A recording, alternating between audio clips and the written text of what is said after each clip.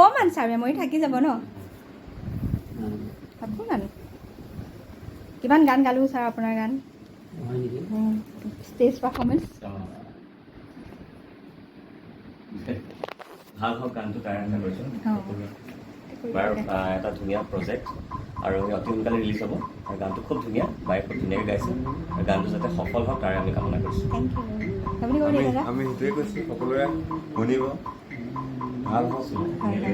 মোৰ ল'ব নাই হেডফোনটো লৈ লওক ক্লিক আহি যাব হেডফোনটো লৈ লোৱা